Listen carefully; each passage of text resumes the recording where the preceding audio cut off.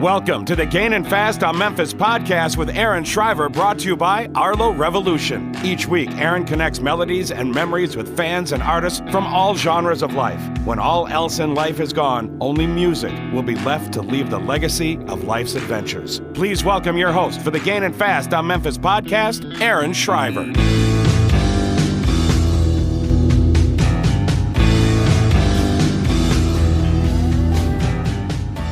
What is up, everybody? All right, here we go.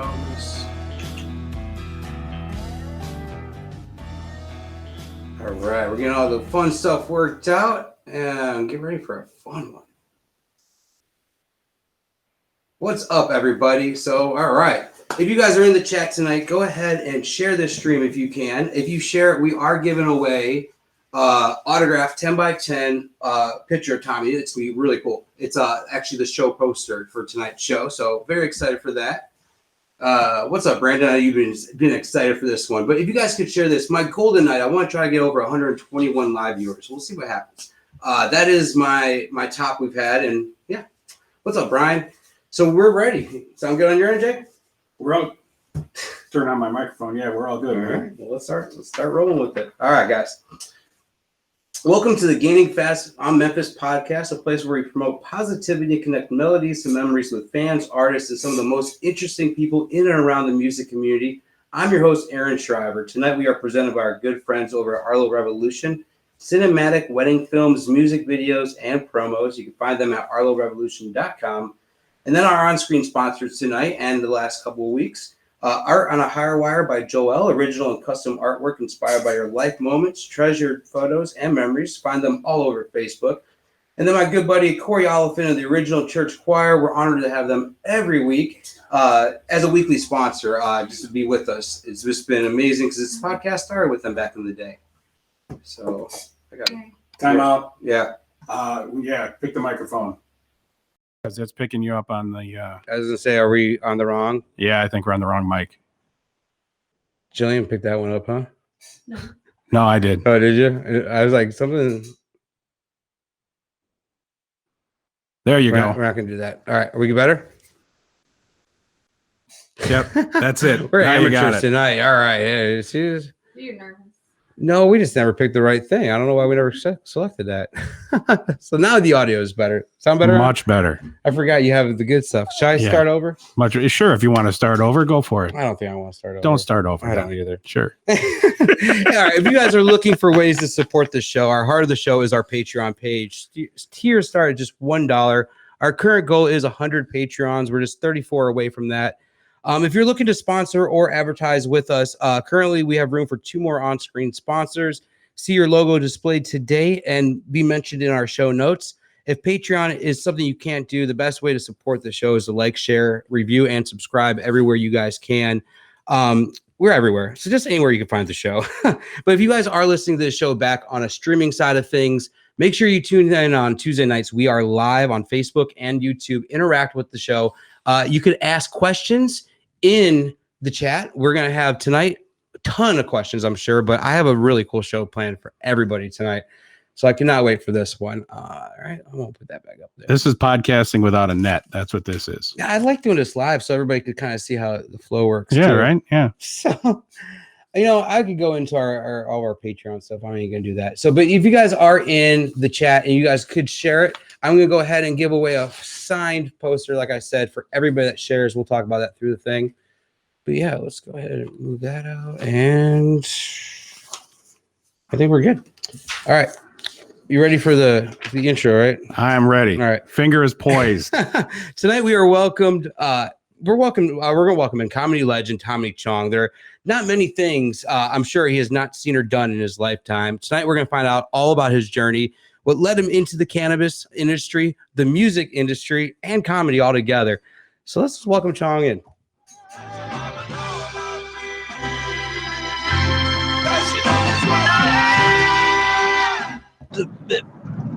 Kind of grabs you by the boo-boo, don't it?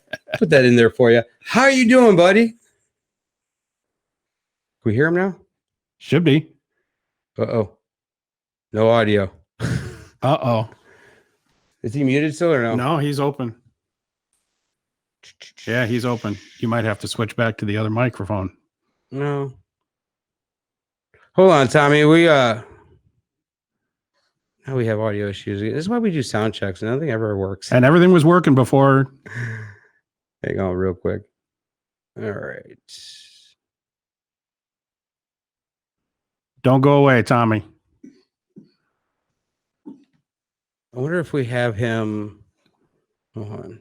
There has to be something in the settings. See, this is why we do it live, guys.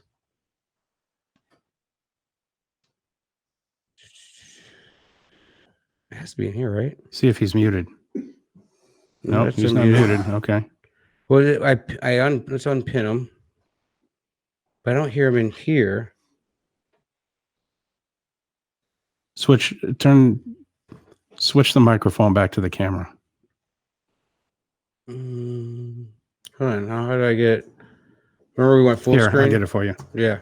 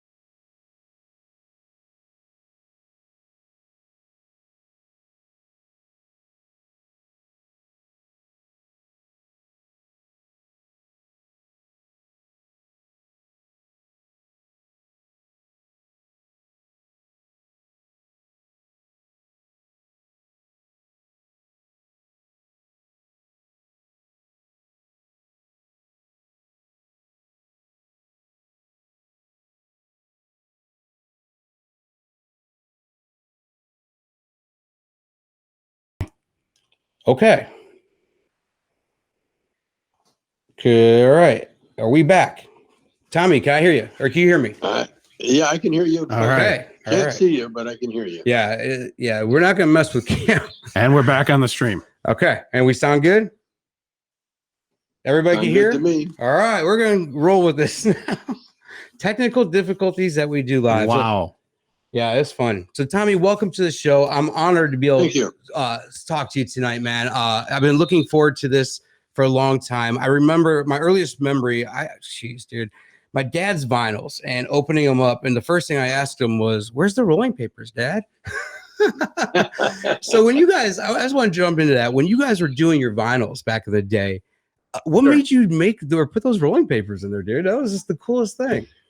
Well, we were with Lou Adler. You know, he was like one of the top producers in music, and his expertise was finding the right artist, the right people, you know, art director to do stuff. And the guy with the rolling papers, he's the one that did the Rolling Stones, Big Tongue, you know, the red tongue. Yeah.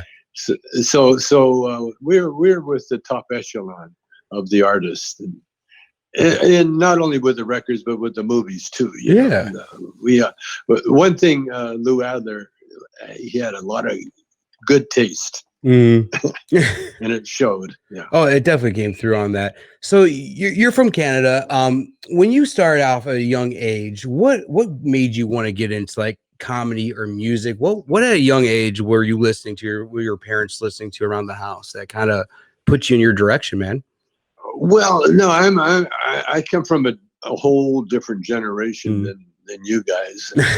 You know, I was playing country music, backup guitar, when I was 8, 9 years old. Because I could play, and you know, and we lived in the country, and the fiddle player needed a guitar player, and that was me. And so I was in show business since I was 8, 9 years old, and you know, I learned the lesson. I learned from the, you know, at the knee of the master, and so you know, as I was always a backup guitar player, and then I backed up an Elvis impersonator. Oh man! And you know, he was a full-blood Native American or Canadian Indian, Dick Bird, Sarcee tribe. And that got me on stage, and then I ended up in a black R&B band. So tell me a little bit about the Shades. A lot of notoriety, and as I grew older, you know, I just took what I learned, you know, from my childhood, and just applied it to everything I did. In other words, you know, like doing records, that was a thing. You know, I've always loved comedy records, and when I met Cheech, you know, we had a mutual love for craziness, you know, and so he was my muse and my partner, and we sort of like we fought through the jungle together, and we did our, you know, we as soon as we knew we were going to be comedians, because I was a musician before. I was with Motown, and I got fired from Motown because I needed a green card. Motown didn't understand what a green card was, you know. Yeah, their lawyers did, but the road manager never, and so he fired me. But you know, which was good, because then, you know, I was going nowhere there as a songwriter. And so I ended up being fired and then drifting around, and I had my family owned a couple of nightclubs in Vancouver. And so one was a strip joint, so I could experiment because it was our club, and so I changed the show from, you know, the typical strippers to improvisational theater, using the girls as actresses, and it was kind of worked out kind of nice, you know, because first of all, they were quite beautiful and very funny, and actresses work for a lot less than strippers, money wise. So you definitely pay him. So when you met, when you met Cheech, well, he was up in Canada. Well, I mean, the rumor was, well, he was just kind of dodging the draft at the time, huh? He was actually dodging the draft. Yeah, he snuck up to Canada, became a landed immigrant. Oh man! But then when we decided we were Cheech and Chong, we had to come down to L.A., and so he snuck into the States from Canada. You guys got ran out of Canada, right? In a way. And so, that's really, the thing is, I've always, I was never really good at one thing, but I learned to do a lot of things. When you grow up in the country, you learn how to do a lot of things, but not necessarily really good at one, because you have to do a lot of things. So when you guys got out to LA, that's when you kind of really developed the Cheech and Man character out there. Yeah. What kind of really brought that on back there? Are you guys just looking for a character to go into, or what really made you guys center with that? The audience always dictated everything. Nice. Like I said, when I worked with the fiddle player, he taught me two things. He says, give the people what they want, and if they want the same song over and over again, play it. Always give the people what they want. And that was a rule that stuck with me. And then all of my years of playing with the black rhythm and blues bands, all the black clubs always had a format of a comedian, and then a dancer, and then dance, and then a band. And so I knew my way around the stage for entertaining, especially with comedy.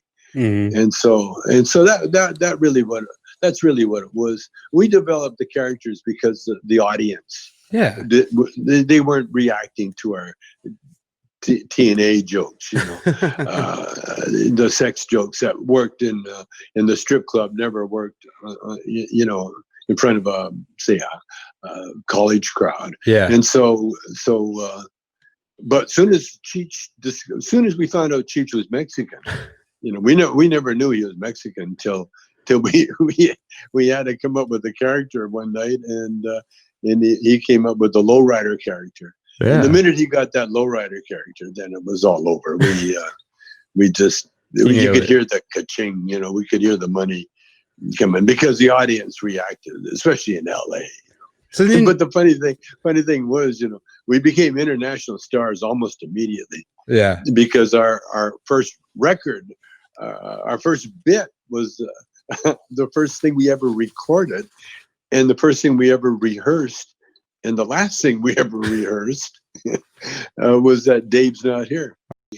And so we ended up, Lou got us a deal at Paramount, and we ended up doing Up in Smoke.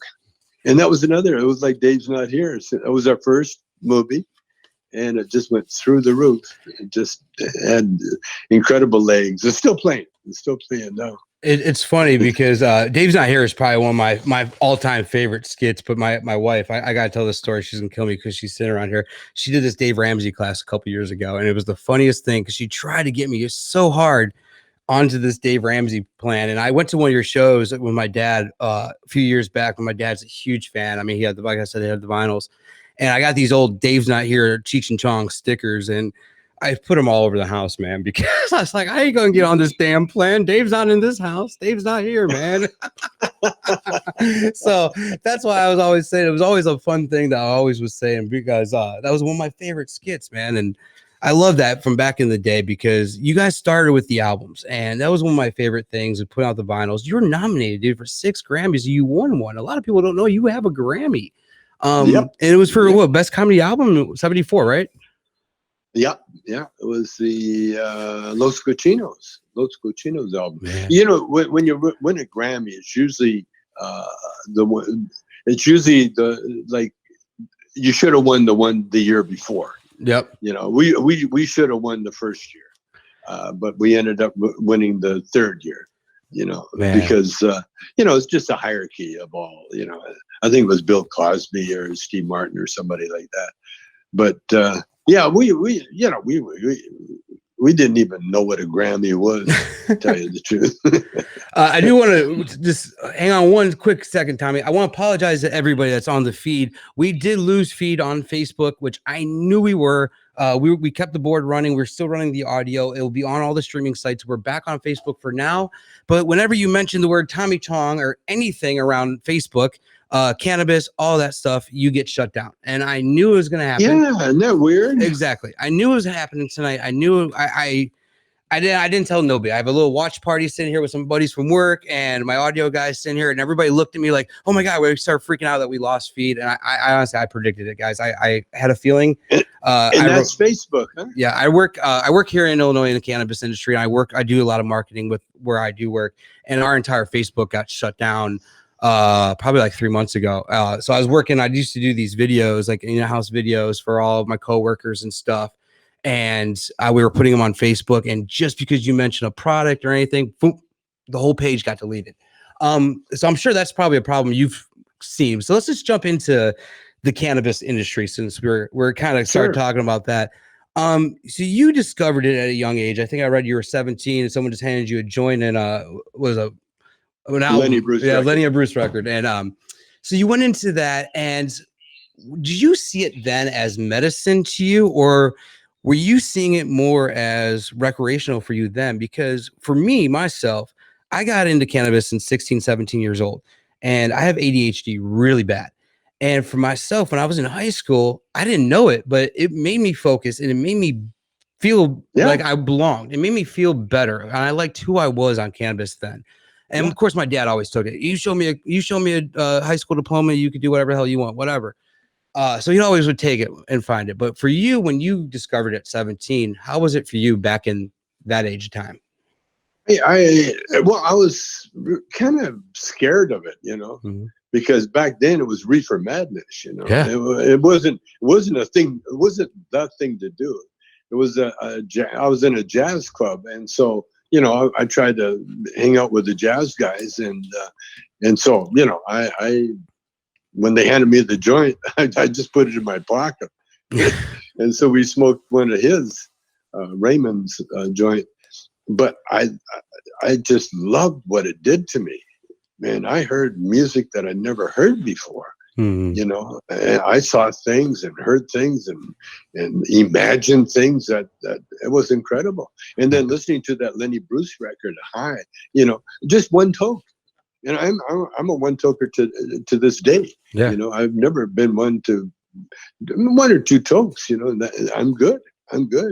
And I think that's why I'm still still around, because I never got any bad habits. The only habit I got was bodybuilding. Yeah. And then cannabis was the only thing that bodybuilders would use, because it was healthy. No, I was really kind of, leery about it. Because being around the jazz world, you see junkies all the time. And the last thing you want to do is, be in a gutter with a needle in your arm, half dead, it's not a good look. Yeah. So I was afraid of the weed. And then the other thing that I loved about it is that if you didn't have it, it was no problem. It was like, well, okay. Yeah, it was never really addictive. And if you had it, it was like, oh, great. Made everything better. There was no addiction thing. Yeah. In fact, I used cannabis to quit smoking cigarettes, because every time I felt like a cigarette, I light a joint. Yep. And eventually, I didn't feel like cigarettes or a joint. I've actually used cannabis now to quit smoking. I've been over 2 years cigarette free, and come on New Year's Eve, I'll be 1 year since I drank. So yeah, kind of cool. Yeah. And as far as the medical thing goes, I've been healthy basically all my life, except for the time when I quit smoking. Exactly. So 2003, you got pops. I went to jail for the bongs. Yep. And so I had to quit smoking for the what do you call it, pre-trial probation. Yeah. Because they drug test you. The minute you get charged with anything, you have to be drug tested all the time. and if you fail a drug test, you can end up behind bars. And so I quit smoking. All the time I was involved with the bong problem, and it was almost 3 years. Yeah. And during that 3 years, I got prostate cancer when I was in prison. The prison was built over a toxic waste dump. Yeah. It was Taft, right? In Taft, California. Yeah. It's where they would gather oil. When they discovered oil in Taft, it was the first place, and they had no way to cap it. And so they would dig a big trench or a big pond, and it would be a ocean of oil. And so when they, then it was just, the land was toxic. And so then years went by, and so they built the prison over the toxic land. And everybody in the prison, it's closed down now. Yeah, because of the COVID, the virus. But when I was there, people were dying left and right from cancer. I was gonna say, it wasn't a lot of the guards too, and a lot of them went down too on that. Guards, the what do you call the workers, the camp commanders. Yeah, everybody was getting sick, and they had a thing called valley fever, which is much like this virus. Wasn't that 90210? So when the wind would blow in the desert, everybody had to go inside and close the windows and close the doors, because there was something in the air that would give you it's a wasting disease. And in fact, I watched a guy actually die, an inmate. I was in the dorm one time, and there was a second floor, and he came up, had his blanket around him, and because he was so sick, he was in bed, and then he came to the stairs and just announced that he was dying, literally. Oh, man. And so they took him to the other prison, the main prison, and where he died, and there was no autopsy or anything, nothing. They just buried his ass, and that was it. They knew what they were going to find. So that was going on, in the prisons. Now, in fact, they found out that most prisons in America are, COVID virus hotspots. So yeah. So anyway, when I wasn't smoking pot, that's when I got cancer. So it started with prostate, and then it moved to rectal, correct? Well, yeah, I made a mistake when I was, I got a biopsy. Oh, okay. And you should never do that. When they tell you got cancer, believe them. My wife's sitting in on this, and she's a nurse and oncology nurse. Because the biopsy spread the cancer to my rectum, and then I got the rectal cancer, which in a way was good, because they were ignoring, the doctors they said, oh, don't worry about the prostate, you'll die of something else before you die of that.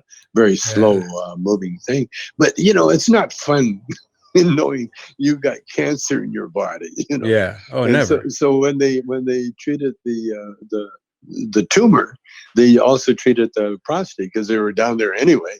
Yeah. And so they just radiated everything, and then they operated, took out the tumor, and then I went on a real heavy regimen of CBD oil, injected right into the butt, right into the muscle. Well, you were doing suppositories for the longest time, right? Or for a little bit, right? I was doing the suppositories before I got the rectal cancer. Okay. Yeah, because where I work, we have them as well, and I know they're really big. We use them on the medical side of we do our adult use and medical, and we use it on the medical side a lot. And I know a lot of people, they hear suppositories and this and that, they're kind of scared about, but a lot of people say they work, and if you're listening and why they do work, it's the fastest way to the smaller intestine or to the affected area to really help. The affected area. Well, I got involved with a cancer specialist in Victoria, actually, Canada, and he suggested the suppository route, because that was the quickest way to get to the affected area. Now, did you try Rick Simpson stuff? I just had my blood tested, but a couple of days ago. Nice. I'm totally cancer-free, hell yeah, virus-free, and I'm healthy as can be. Hell yeah, man. Now, while you had the cancer, did you try any RSO or Rick Simpson oils at all?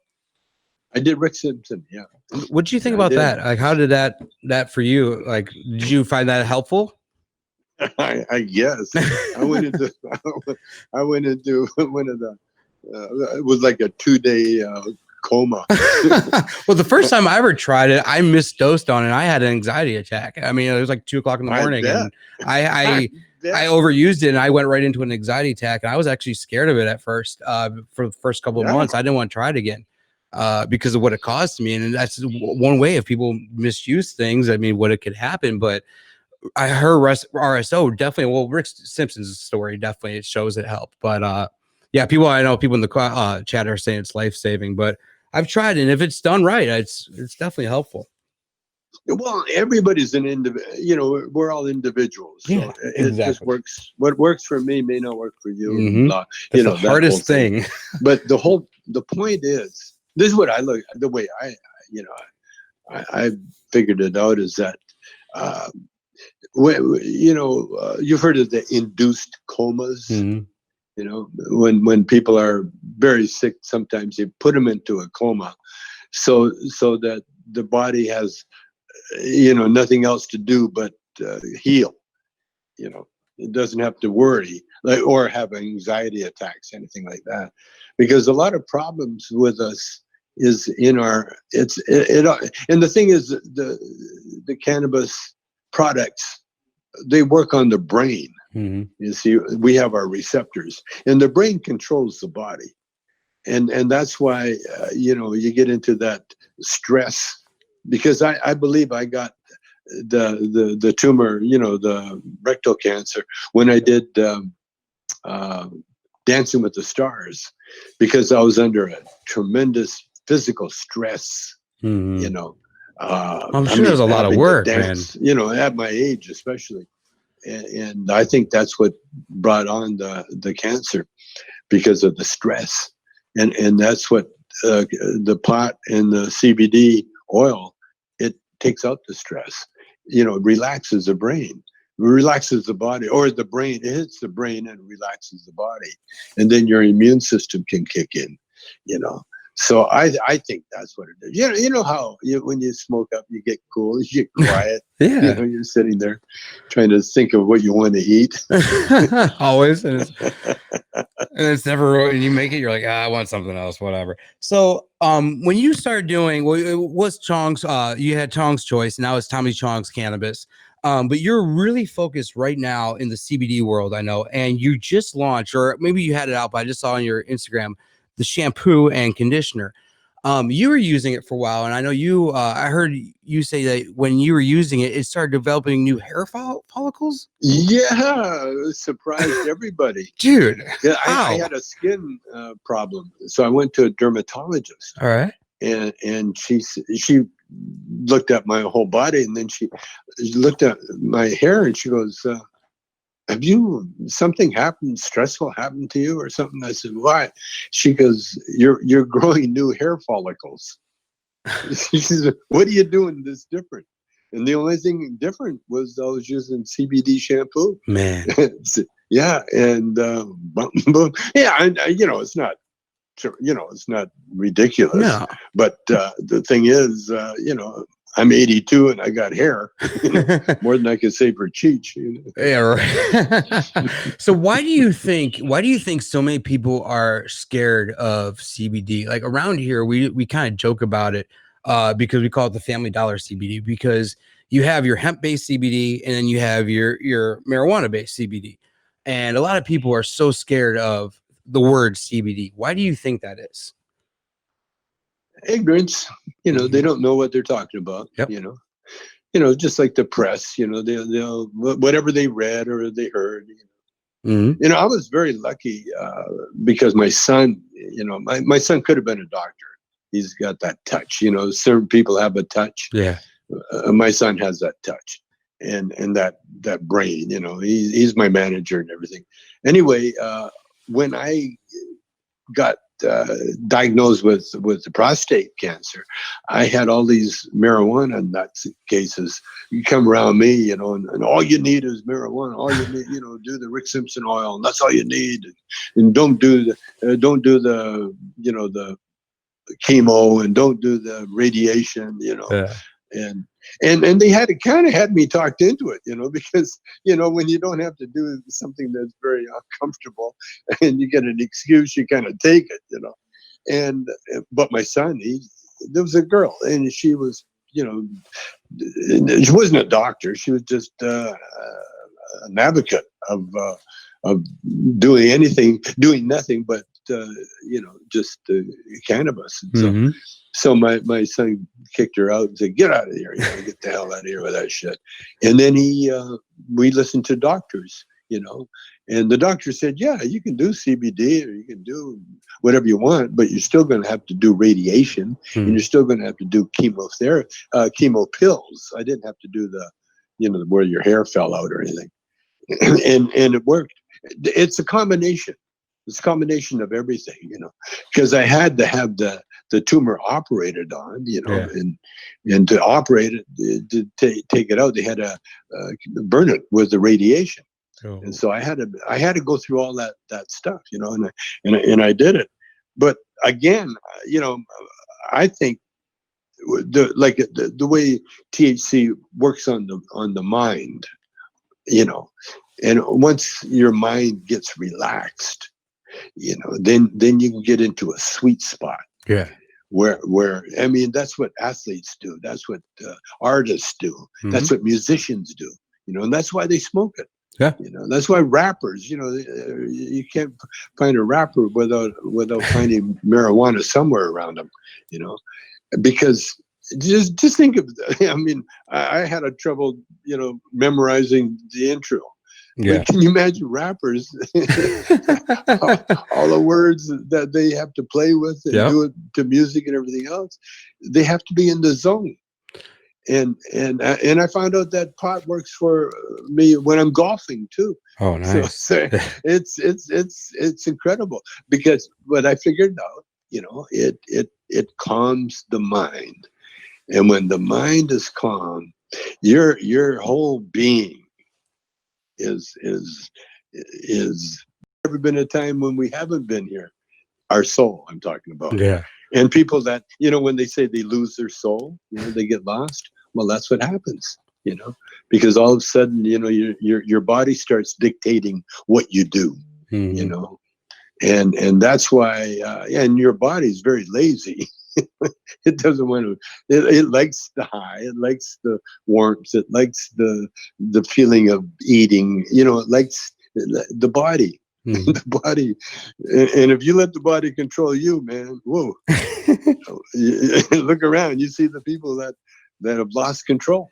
I definitely want to talk a little bit more spirituality here in a little bit with you, because I want to get lost in a little bit with you. But while we're still talking about just about the cannabis. Really quick, you next year I've heard you partnered with Cheech on dispensaries. Yeah, dude, this is huge. How many? We did. Yeah, they're going to be big. Well, as soon as this pandemic is, as soon as we can. But hey, look at the industry. Yeah, they closed bars. They closed. Oh, dude, they closed the sporting events here in Illinois. We went from illegal to essential. Dispensaries are still open. Yep, we went from illegal to essential in no time flat, dude, and it's just insane in Illinois. I heard a rumor you're coming to Illinois with the dispensaries, your products, everything else. Is that on the path still, or is COVID kind of shelving that? Yeah. Dude. Illinois, Massachusetts. Nice. There's a place in Boston that we're going to start. What we're going to get, like motherships. Yeah. In all the main. Kind of like what Belushi did. I know Belushi just came here. And then Cheech and I are going to back them all up with a little bit of a delivery, a Cheech and Chong delivery service. Oh, kind of like Up in Smoke, we're driving around, and we're going to televise it, of course. Record it, and it's going to be crazy. And we're going to be visiting celebrities, Oh, with our man. weed. So And I of want course, to. we go to the wrong house. Yeah. All that good. I find it very interesting with you being from Canada and with the difference Canada and the United States are. So in the United States, you could have you, Belushi, Montel, all these people promoting cannabis and having their name on products. Then you cross the border and the insurance picks it up and none of you guys can promote it. How is that for you? I mean, especially being from Canada. Well, the thing, Canada's not a big market for us. It never Yeah. has been. You know, and so we kind of do a mercy thing with Canada. You know, we've never made a ton of money out of Canada. You know, because there's more people in California than there are in Canada. Yep. You know, and so the political thing is a little archaic, to be kind. You know, but you know what's in Canada that's really cool, and I found out I'm 8% Native. I found out through the DNA, and then that meant my mother was a quarter, Yeah. and her mother, my grandmother, was half. Oh. So I'm in the Native, and their lands are sovereign in Canada, and so the weed shops like around Kingston and around in Kelowna in British Columbia, these tribes own huge acres and miles of native land. And they can have all the pot they want. They can grow all the pot they want. So I think what we're going to do eventually, when we get the shops going, and we get some, we have to buy some politicians. I'm not sure which ones yet, but we'll buy them, and then we'll change Welcome to Illinois. We'll change that whole celebrity thing. Yeah. It's a race. Canada was one of the most racist places on the planet when I was a kid. So you've done, even though it was a refuge for the natives, because all the tribes, because the United States drove them up to Calgary around me. I grew up surrounded by natives, the reservations. There are about 4 or 5 right around Calgary, and my mother was born on a reservation in Manitoba, and so being native, isn't it funny? The meek shall inherit the earth, and that's it's coming to pass. It's coming to pass. So I'm not worried about the celebrity thing. No. It's a joke anyway. It is, because there's ways we can get by it. Like they can put me on a board. And they can't stop me from from being who I am, And that was one thing when Cheech and I started out. I told Cheech, I said, we're going to use our real names because I don't want to be part of a group and then the group breaks up and you're nobody, So I told, because I went through that with the R&B bands. But yeah, I spent a lot of my time, getting the Tommy Chong brand up there. And so it's going to be fun. If we have to go to court, we'll go to court, but we'll change all that. Yeah. It's all bureaucracy. And I think down the road, it's all going to come down to it. Yeah. So it'll disappear. Yeah. So you are a very spiritual person. When did Yes. when did you kind of discover your spirituality? I know you really believe in reincarnation. For you, what is reincarnation, and when did you become a spiritual person? Well, if you look around, I started early. When I was about 7, 8 years old. Yeah. Mm-hmm. We grew up in the country in Calgary. On just beyond the building code, where you could build anything, and the only entertainment. Hey, don't forget, I was born in 1938. Yeah. And so I was in Calgary in the 40s, and the only entertainment we had was church. Yeah, that was it. And so I went to Sunday school because I was a kid, and I listened. I really enjoyed the stories. And then years went by. It wasn't until let's see, around, I guess I was about. I dropped acid. That was it. It was acid. That got me totally into the spiritual world. Okay. I mean, back into it. Yeah. I had played around with it growing up, but I was a typical idiot teenager, and I wasn't really. I was more concerned in trying to be a tough guy. Yeah. And You were getting the then, girls playing the guitar, but, man. But when I dropped acid, and my wife and I both, we dropped it together, and we're still together. And that's when I had the epiphanies, and then I started, because the thing is, when you start looking, when you get spiritual and you start looking, it comes to you, because it's always there. The message is, the world. Someone's is showing you waiting for something all the time. You just got to find it. The minute you ask for enlightenment, say, or wisdom, that's what I call it, then your prayers are answered. And that was the key. That was the key, is that when you, if you pray for things that you can use, like praying to hurt somebody, that doesn't work, or praying for incredible wealth, that doesn't really work, or it'll work in a negative way. But when you pray for wisdom, see, and that's what I did. And then I'm looking for my books, but they're here somewhere. Oh, I'll tell you, I don't know if you heard, but the little tip for the parents, when you're having trouble communicating with your daughter, your son, I learned a little trick. I love to hear this. I got 4-year-old and 6-year-old. Recovering from my cancer, my daughters come to visit me, and so and we were kind of estranged, how parents get, kids. And so my daughter came, and I said, would you do me a favor?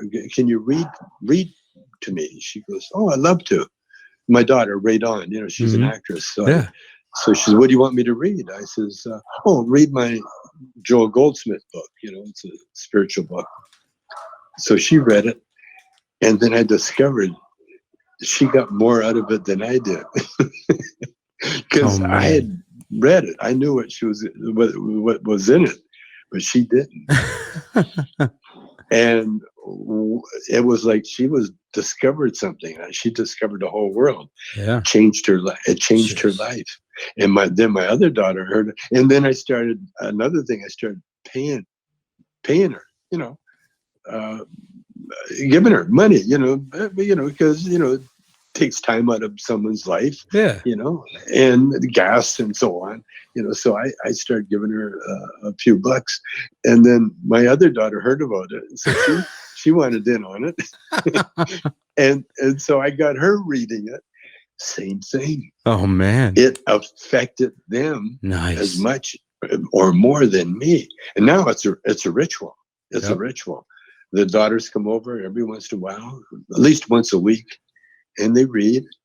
And the thing is, I'm getting to the point where I have a hard time hearing. I have a hard time reading. I'm not really into the what do you got, the books, on tape.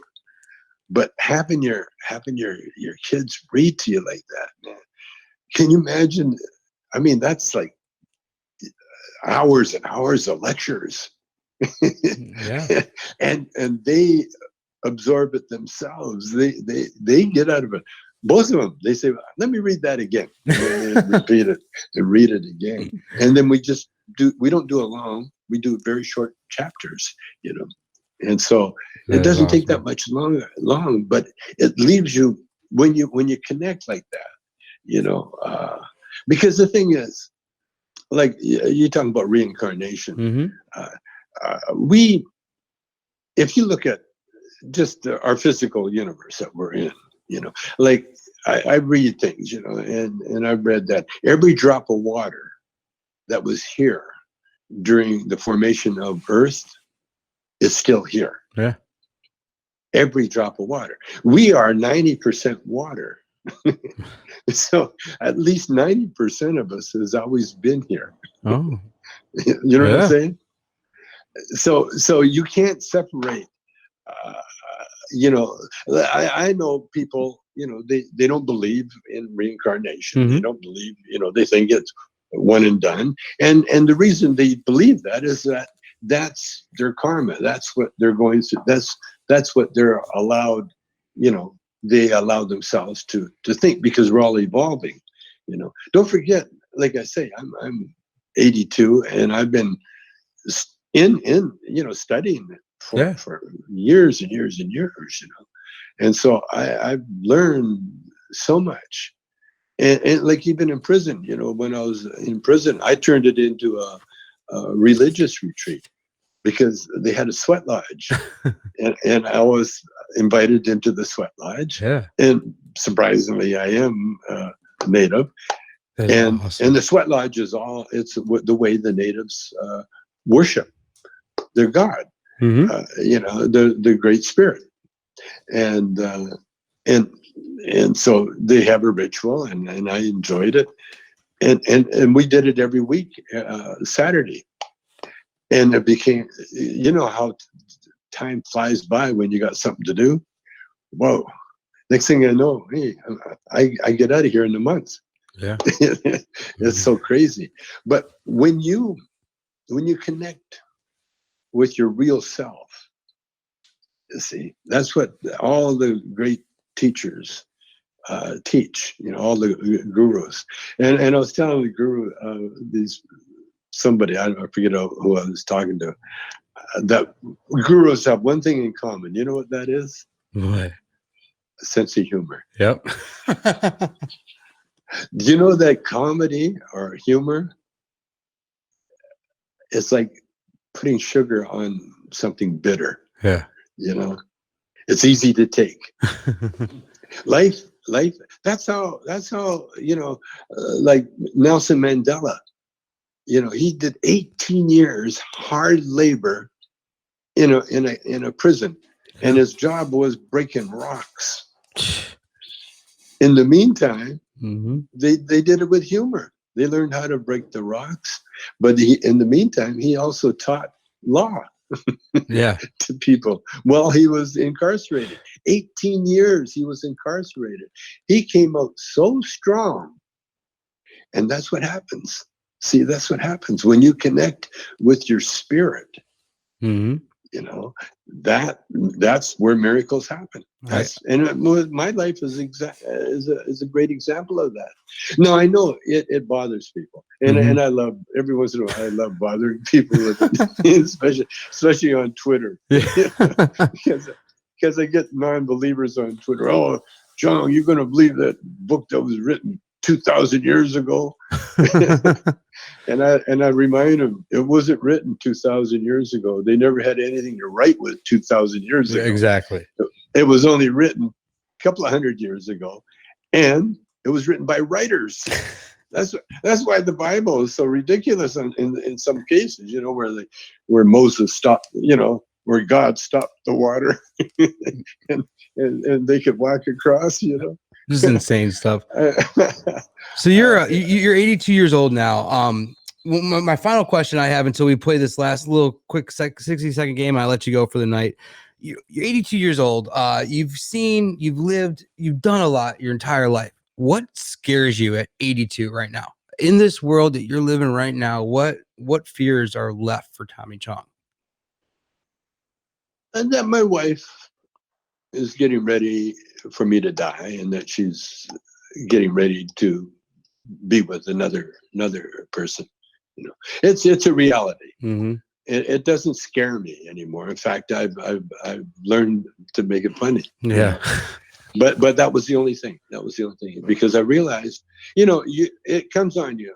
It doesn't come on to you all at once. You know, you don't realize you're old until stuff stops working for you. You know, and then you look in the mirror and you realize, oh yeah. Because the thing is, old people aren't supposed to be attractive for a reason. You know, there's a reason why old people look the way we do, is because it's easier for us to leave. You know, you look at like a plant, like a flower, you know, when it's at its height, it blooms, it's beautiful. But then when it's past its blooming thing, it fades and it crumbles and it gets old and it goes to seed. And that's what we do too. The only thing old people, you know, like myself, can give is knowledge. You know, is when we're asked, like you asked me. But other than that, you know, we should not be having babies. You know, that's for the younger ones. You know, and so. But that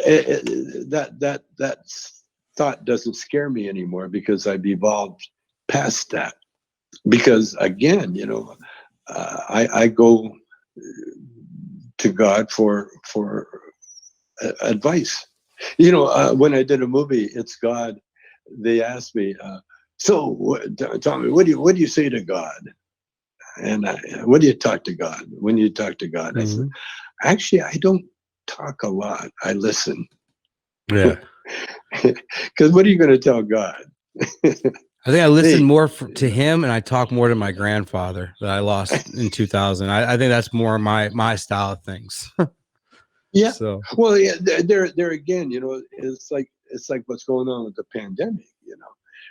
You know, people are all upset that you know that their older, you know, the relatives and that the older people in the nursing home, they're dying alone. You know, they're alone, and you can't hug them. Well, they're okay. You know, the ones that are dying, they're fine. They're not in any pain. They're going back to the office to get a new body, a new life. You know, they're fine. It's the ones they leave behind. And what you're really mourning is the memories. You see. And that's why I figured out, you know, that's why we do look funny when we get old, so you won't miss us. You know, because when I was in prison, a month before I got out, I got cut off by other inmates. They knew I was leaving in a month, and so they cut off all connection. Got cut off because they formed a bond with you. They don't want to go through the pain. Yeah, you know, it's better. Okay, you're gone. You're going to be gone out of my life. I have to replace that part of you with somebody else or something else, and that's the way it is. You know, and I figure that's what's happening. You know, with the COVID. You know. Yeah. I mean, yeah, everybody, you know, jumps on Trump like me. I'm a big anti-Trumper, but the sad thing is that he's right, and years from now we're going to go, oh, he was right. He was right, you know. But right now. Not about drinking bleach, though. He gets the blame for everything. We blame his ass for everything. Yeah. So we're going to wrap up real quick. I got a quick little game that we play. It's called Hot Seat. I'm going to ask you 10 questions. Just the first thing that comes to mind just will be your answer on them. I normally have like a little hotbed behind it of music. We're going to do it without the music tonight.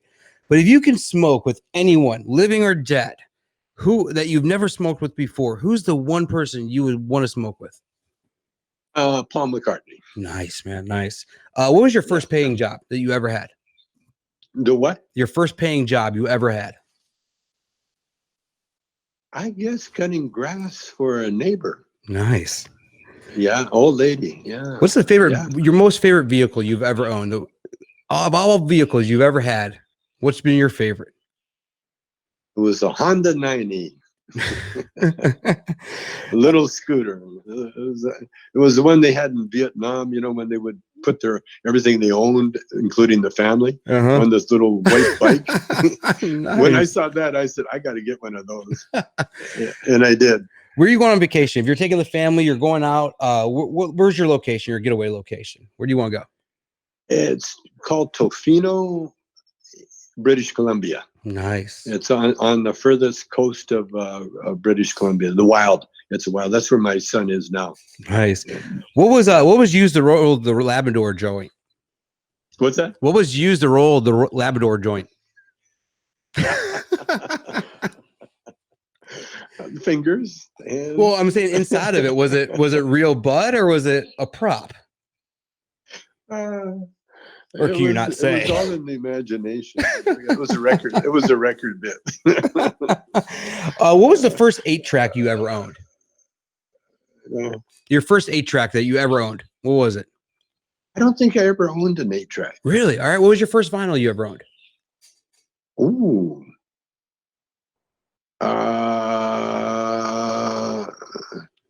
Honky Tonk Angels. Nice. I didn't know God made honky tonk angels. I gotta give credit to my wife. 15 years there. old. I got on my bike, and my dad got a secondhand record player, and I went, "Oh my God!" And I rode to the store and bought that record, Honky Tonk Angels. That is awesome. I thought it was gonna be an 8-track. My wife's like, "No, it was probably vinyl." I'm like, "Oh, it's probably 8-track." Remember we were talking about that the other day. That was good. All right, what's something that's still on your bucket list? Something that you still want to accomplish?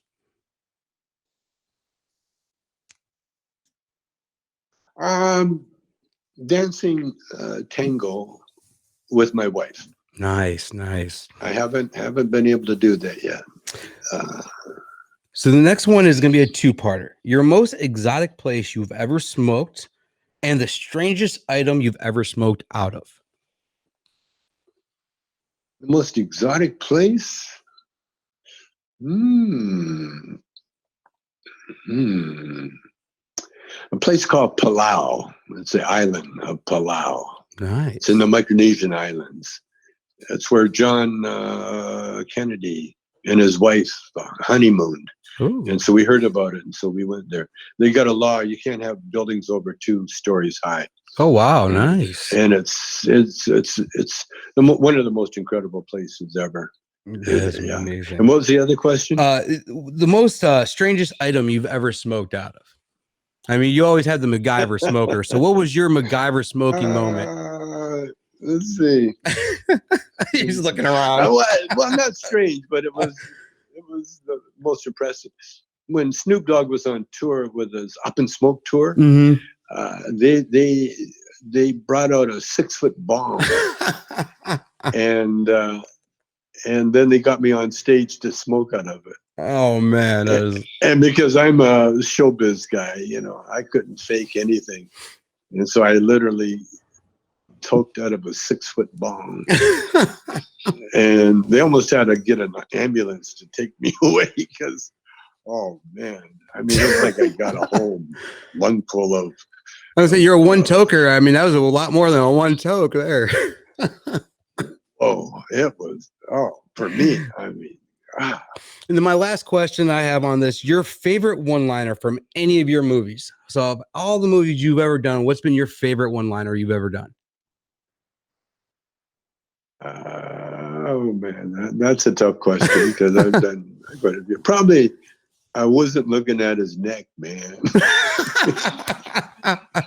Man, I was watching of all my movies, I have to go with next movie was probably by far the funniest. The whole Pendeco moment.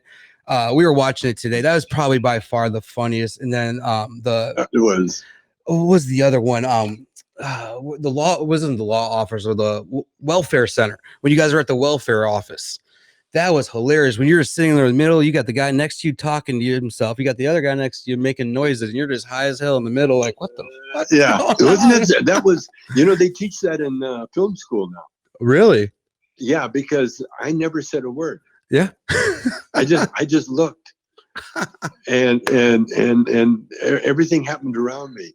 Cheech is getting it on with Donna. Michael Winslow's making all those crazy sounds. The old guy's laughing at the junkie with the cigarette. The junkie, by the way, was a real junkie, and he was our road manager. And he used to be Lenny Bruce's road manager. Oh man. And I put him in there to be the junkie. Yeah. That scene, that was that was very classic, and it was all me. I orchestrated that whole scene. That was yeah. Your very, second movie was more you. That was more produced by you, right? well, directed by me. Yeah. So my producer or co-producer want to ask a quick question. Real quick. Tommy. Hey, it's Jason. I just want one quick question from you. The guitars that are on the wall behind you. Can you tell me a little bit about those? Oh, I got one from Pantera. Oh, Pantera. Is that what the name? Pantera. Dimebag, probably. Yeah. A couple were given to me. We got Muff Diver ukulele, and the little one there. I don't know if you can see it, but it's my first. It was actually owned by my mother, and when she was pregnant with me, she would hold it against her tummy and strum it. She couldn't play. She knew a couple of chords, but she was pregnant with me. She'd hold it against her tummy and strum it. And so when I got old enough, I learned. I started playing an accordion first. My cousin had an accordion, and then I started playing around the guitar, and I learned how to tune it. It's not in original shape. We had to redo it because it fell apart because it was an old Sears guitar. But I had hand carved pegs for the thing and for the tuning for the guitar strings. It's all brand new now. But that's awesome. Yeah, that's awesome. Memories you're talking about, and that's a guitar that I played when I played with the country fiddle player. Dude, that's amazing. Well, Tommy, thank you so much for the last hour. It's probably been one of the best hours of my life being able to sit down and talk with you. Because like I said, I'm just a huge fan of yours ever since I was a young kid and finding my dad's vinyls. Was one of the coolest things. Okay, write this down or record it. Okay. Emmett Fox. Uh-huh. Emmett Fox. You go online and get any of his books. Okay. I love Emmett Fox. I've actually heard a lot of stuff about him. Man, I love it. So I appreciate that, man. I appreciate that. It'll change your life. Oh, dude, I love it. Thank you so much for tonight. You be well, and I cannot wait till you come to Illinois, man. I'll be one of the first ones in line, right there waiting for you, dude. So I appreciate everything. Okay, we'll do a podcast before I come. All right. We'll have you back on. We'll do that, dude. Take care, Tommy. Okay. All right, man. Thank you so much. All right, man. Have a good night. All right. I think we're good. All right, guys. Sorry about all the technical difficulties tonight. That was crazy. Not 100% our fault. Oh, it wasn't. Yeah. Well, yeah. No, it was our fault at all. So it was wild, but I knew it was going to happen. I knew it was going to happen, dude. Yeah. I just didn't want to say anything to anybody because it's Facebook. I mean, we probably kept rolling. Our probably could have went on YouTube, done the whole thing on YouTube, and I even just forgot Facebook tonight. Well, I sent the YouTube link to a few of my friends. So yeah, we probably because YouTube wouldn't have taken it down. Right? No, it was fine on YouTube. I was watching both. Yeah. So I knew it was gonna happen, and then I stopped sharing or posting the pictures, and then they stopped ending the feed. The minute I stopped showing those pictures, I knew that was gonna happen. So thank you guys for hanging out and making it all the way to the end with us. Sorry about all the technical errors on the live feed tonight. I'm going to put together a little video package of the whole show, and we'll post that on YouTube and Facebook in replace of the live show because it was kind of all over the place. But yeah, we got it done. And we recorded the whole thing. So we got the whole thing recorded. Yeah. So the audio will sound great. It'll be live tomorrow on all your streaming platforms. But thank you guys for joining us tonight with the amazing Tommy Chong. Just to spend an hour talking with the guy was just amazing. The knowledge, the career, everything this guy has had. I really tried hard to talk to him about things that you can't find on other podcasts. It was really hard trying to get him to go those directions at times, but it was fun. It was a good show. So don't forget to join us for our last episode of 2020 next week, guys. It's gonna be a good one. Cannot wait. And we'll see you guys next week. The Gainin Fast on Memphis podcast with Aaron Shriver is brought to you by Arlo Revolution. As we close the book on another chapter, remember, music gives a soul to the universe, wings to the mind, flight to the imagination, and life to everything. Next week, Aaron connects more melodies and memories with other fans and the artists they love. Thanks for being a part of this musical journey, and we'll see you next time on the Gainin Fast on Memphis podcast with Aaron Shriver.